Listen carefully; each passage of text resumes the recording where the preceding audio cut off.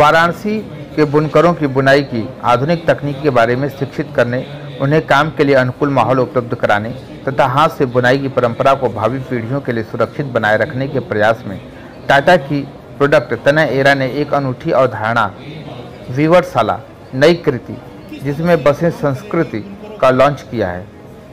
तनय era की यह पहल बुनकरों के लिए बुनियादी सुविधाओं को अपग्रेड करने तथा उन्हें काम के लिए अनुकूल माहौल उपलब्ध कराने पर जोर देती है। तनय एरा उत्तर प्रदेश में वाराणसी के रामनगर स्थित दो साझेदारों अंगिका हथकरघा विकास उद्योग सहकारी समिति लिमिटेड और आदर्श सिल्क बुनकर सहकारी समिति लिमिटेड के साथ मिलकर काम कर रही है।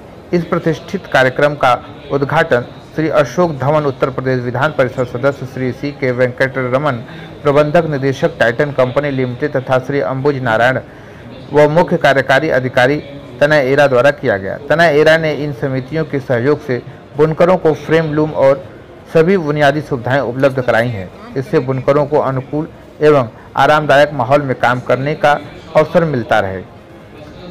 इस पहल के बारे में बात करते हुए श्री C.K. वेंकटरमन प्रबंधक निदेशक टाइटन कंपनी लिमिटेड ने कहा, हमें गर्व है कि हमें वाराणसी के बुनकरों व समुदायों की प्रगति एवं कल्याण में योगदान देने के लिए अंगिका हथकरघा विकास उद्योग सहकारी समिति लिमिटेड और आदर्श सिल्क बुनकर सहकारी समिति लिमिटेड के साथ साझेदारी का अवसर मिला है। वीवर्सशाला ने हमें भारतीय हथकरघा समुदायों के शिल्प कौशल में सुधार लाने में मदद की है। यह पहल पारंपरिक कारीगरी को सुरक्षित रखने और उनके विकास को बढ़ावा देने में कारगर साबित होगी। इससे दोनों सेंटरों में बुनकर 20% ज़्यादा आउटपुट दे सकेंगे। आने वाले समय में हम इस प्रोग्राम को अन्य शहरों तक भी लेकर जाएंगे तथा देश के बुनकरों के कौशल को बढ़ाने में मदद करेंगे। आइए देखते हैं वाराणसी से संतोष कुमार सिंह की रिपोर्ट। सर, आज यहाँ पे किस तरह का ओपनिंग हुआ है और करघाओं के लिए जो बुनकरें हैं हमारे, उनके लिए क्या सुविधा आज से शुरू हो रही है? टाटा ग्रुप और टाइटन कंपनी की सोच है कि व्यापार सिर्फ व्यापार की नज़रिया से नहीं देखा जाए, लेकिन इंसानियत से, और जो भी वो व्यापार में जुड़े हुए हैं उन सब के लिए उनका सही भाग कैसा दिला जाए, तो उस नज़रिया से हमेशा हम देखते हैं। तो उसके अंदर जो भी ये कलाकार हैं बुनकर, बनारस की और भागलपुर की, विष्णुपुर की और सारे भारत की शहरों में से जो वीविंग में जुड़े हुए हैं, उनकी स्थिति को हम कैसे बहुत ही बेहतर करें और जो काम करने का वो माहौल है जहाँ पे तकनीकी को हम इस्तेमाल कैसे कराएं और जो भी मेहनत वो करते हैं उसका फल उन्हें कैसा दिला जाए, ताकि वो आसान से काम करें और कमाएं जो उनको डिज़र्विंग जितना लेवल पे उन्हें मिलना चाहिए कमाई वो उनको मिले। सर, अगर देखा जाए तो सर ये वीवर्सशाला से एक ये बुनकर के जीवन पे भविष्य में क्या क्या परिणाम सर होंगे आपके हिसाब से?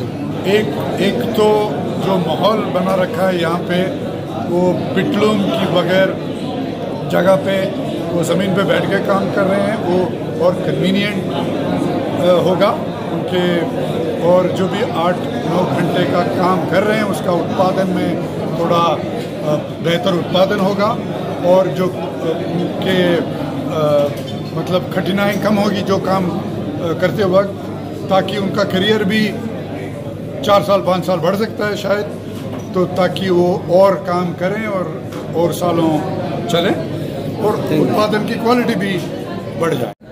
मेरा नाम अंबुज नारायण है, मैं CEO हूँ तनेरा। सर, बात की जाए तो कैसे आपको लगा कि वीवर्सशाला को बनारस में शुरू किया जाए और बुनकरों को इसके लाभ होगा? हमने जब साड़ी इंडस्ट्री में कदम रखा तब हम काफ़ी जो हमारे क्लस्टर्स हैं, जैसे बनारस एक क्लस्टर है, उसमें हमने विज़िट किया और हमने देखा कि कैसे बुनकर इतनी अच्छी और इतनी सुंदर साड़ियाँ कैसे बुनते हैं। और हमने फिर उनकी कंडीशन देखी, जैसे अभी सर ने बताया कि पिटलू में वो बैठ के काम करते थे, तो उनके लिए काफ़ी एक मुश्किल का काम है। और जिस तरह से उन्होंने इतने सालों से इस जो हमारी एक सांस्कृतिक धरोहर है उसको कैसे संभाले रखा है, तो हमारा एक दायित्व बना कि हम उनके इस कार्य को और प्रोत्साहित करें और उनको और ये साड़ी बुनने में और आराम कैसे मिले, उसके लिए हमने एक काम किया और हमने सोचा कि हमें ये करना चाहिए। और इसी तरह का काम हमने जो हमारे ज्वेलरी जो हमारे कारीगर थे जो ज्वेलरी बनाते थे उनके लिए भी किया था। अभी बात की जाए तो अभी आपने रामनगर में शुरू किया, क्या बनारस में भी इसके लिए कुछ सोच रहे हैं? जी हाँ, बिल्कुल, बनारस में सोच रहे हैं, भागलपुर में सोच रहे हैं और भी कई क्लस्टर्स हैं भारत में।